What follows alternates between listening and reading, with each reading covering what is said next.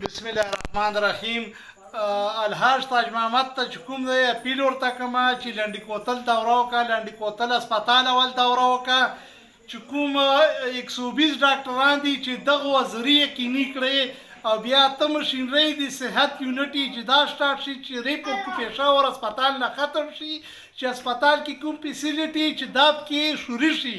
مشینري شروع شي او ډاکټران هم شروع شي. بیا هغه نه پات چې کوم دی دغه ښځو نادري دفتر چې کوم دی که نه دغه دوره وکړه چې مخکې هم احتجاج کړی مونږ ټولو کونسلران هم راسره قومي مشران هم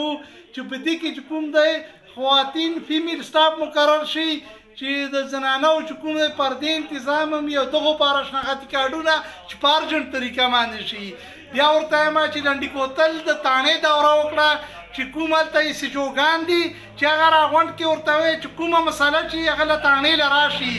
که آیین او قانون مطابق مسله یې پایار کټ شوی نو بس بیا خو عدالت لذي خبره خو که نه یې کټ شوی یو پاریک دعوی بل منکري دواړو نه به هله بیا بیان اخلي او علما کرامو په ذریعه باندې مفتیانو دیني مدرسو ته به یې لګي هغه مسله چې شریعت په شي چې شریعت په رڼا کې دغه خبرې مسالې حل راوځي چې دا زموږ وطن نه تنازع ختم شي چې خوشحالي او پراخیب کې راشي دښمنۍ ختم شي تربګانۍ ختم شي غم ختم شي چې دا ټولې خبرې چې کوم دی په خوشحالۍ سره بدلې شي. شریعت خو ډېره زیاته ښایسته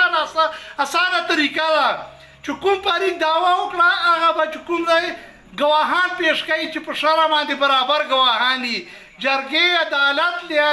قاضي ته به پیش کوي او چې کوم پاریک منکري بس به دوه کسان قسم کا